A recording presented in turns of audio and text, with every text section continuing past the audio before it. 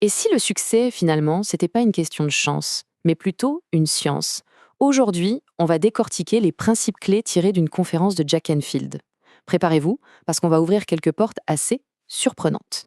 Alors, voilà le programme. D'abord, on va faire une petite expérience ensemble, très concrète, sur le pouvoir de l'intention. Ensuite, on va assembler les pièces du puzzle. On parlera de la combinaison du succès, de la règle de la responsabilité à 100%, de l'importance de savoir ce qu'on veut, et on terminera avec une méthode pour tout changer en 30 jours. C'est un parcours complet, vraiment, pour passer de la simple idée à la réalité. On commence avec une question qui peut paraître un peu folle. Est-ce que nos pensées peuvent physiquement changer notre réalité? C'est une sacrée question. Mais au lieu de se lancer dans un grand débat, je propose qu'on fasse le test ensemble, tout de suite. Allez, c'est parti, on plonge dans le vif du sujet avec notre première partie. Et là, attention, on ne va pas faire de la théorie. Non, non. On va passer à une expérience pratique pour vraiment ressentir ce fameux pouvoir de l'intention. Bon, allez, on essaye.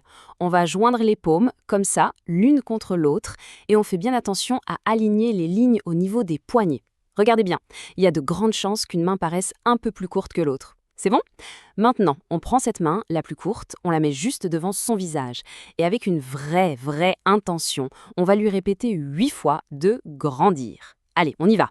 Grandis, grandis, grandis, grandis, grandis, grandis, grandis et grandis. Ok? Maintenant, on remet les mains ensemble, on réaligne les poignets. Alors, le résultat est assez fou, non? Ce que cette petite expérience toute simple nous montre, en fait, c'est un principe absolument fondamental. Notre intention, notre esprit, eh bien, ça a un pouvoir direct sur la matière physique. Ça commence par notre propre corps, comme on vient de le voir, mais croyez-moi, ça ne s'arrête pas là du tout. C'est vraiment la toute première clé à comprendre. Ok, donc on a vu que l'intention a un vrai pouvoir. Maintenant, la question c'est comment on l'applique? Parce que le succès, ce n'est pas un coup de dé, c'est un mécanisme, il y a une formule. Imaginez le succès comme un cadenas à combinaison. Peu importe qui on est, d'où l'on vient, notre âge, notre genre, ça n'a aucune importance. Si on connaît la bonne combinaison de chiffres, le cadenas, il est obligé de s'ouvrir. Ce n'est pas de la magie, c'est une loi, c'est aussi simple que ça. Mais attention, quand on parle de combinaison, il ne s'agit pas juste de penser positive, de s'asseoir et de souhaiter très fort que les choses arrivent. Non, c'est l'alliance de l'intention et de l'action.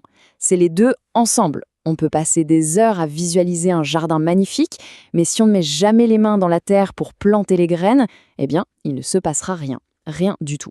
Finalement, la forme de prière la plus puissante, c'est l'action. Pour que ce soit bien concret, regardons quelques exemples de ces fameuses formules. Chez Keller Williams, une grande agence immobilière, ils ont un système très précis. Chaque jour, c'est 5 visites, 10 appels, 15 notes de remerciement, 5 biens à voir. C'est leur formule. Pour quelqu'un qui veut devenir auteur, la formule, ça pourrait être écrire 3000 mots, chaque jour, sans exception.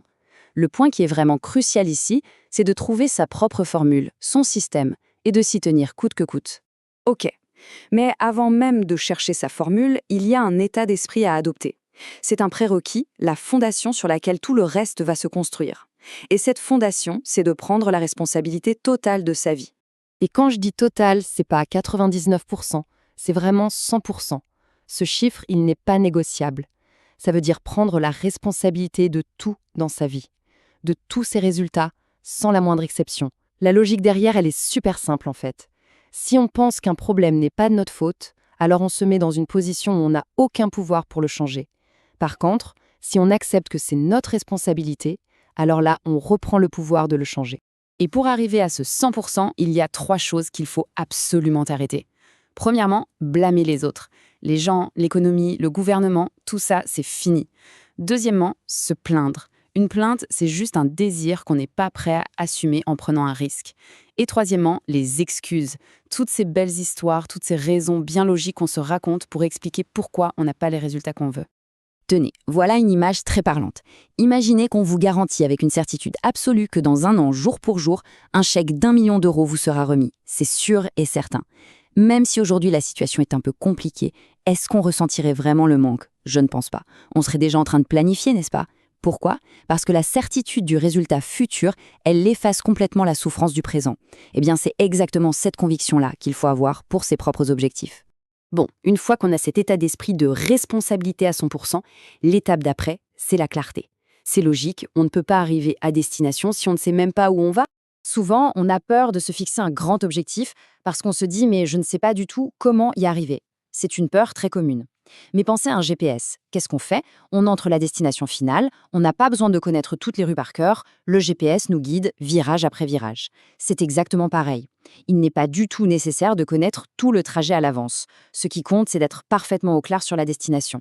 C'est un peu ce que disait Walt Disney en somme. Le simple fait d'avoir un rêve, d'être capable de l'imaginer, c'est la preuve qu'on a la capacité de le créer. Soit par ses propres moyens, soit en sachant s'entourer des bonnes personnes. Il faut apprendre à faire confiance à ses propres rêves. Et il y a un autre truc qui est assez fascinant. Il ne s'agit pas seulement de décider de ce qu'on veut de manière cérébrale. Il faut aussi faire attention à ce qui nous attire naturellement. Ce qui nous met en joie, ce qui pique notre curiosité, les gens avec qui on se sent super bien. Tout ça, ce n'est pas un hasard. C'est comme une sorte de boussole interne, un système de guidage qui nous montre la direction. Ok, récapitulons.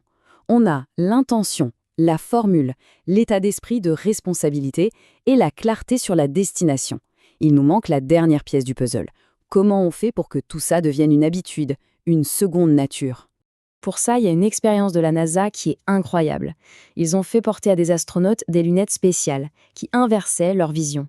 Le haut était en bas, la gauche à droite, un vrai cauchemar. Pendant les premiers jours, c'était le chaos total. Mais le plus fou, c'est ce qui s'est passé ensuite. Au bout d'un moment, entre le 25e et 30e jour, le cerveau des astronautes a fait un truc dingue. Il a retourné l'image de lui-même. D'un coup, il voyait à nouveau le monde à l'endroit, tout en portant les lunettes. Et la conclusion des neuroscientifiques, elle est sans appel. Le cerveau a besoin de 25 à 30 jours consécutifs et ininterrompus pour créer un nouveau chemin neuronal, une nouvelle habitude. Si les astronautes enlevaient leurs lunettes ne serait-ce qu'une seule journée au milieu de l'expérience, tout le processus repartait de zéro. La constance, la régularité, c'est la clé. Ce n'est pas négociable. Et ça nous amène au principe ultime, en quelque sorte.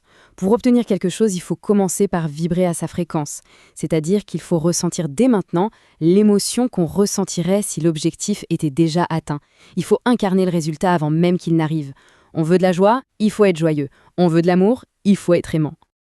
Alors, pour finir, l'idée, ce n'est pas de tout changer du jour au lendemain. La vraie question à se poser, c'est parmi tout ce qu'on vient de voir, quelle serait la seule pratique, la seule petite chose qui, si on s'y tenait vraiment, sans jamais la lâcher, pendant 30 jours, transformerait complètement la donne? La réponse à cette question, eh bien, c'est là que tout commence.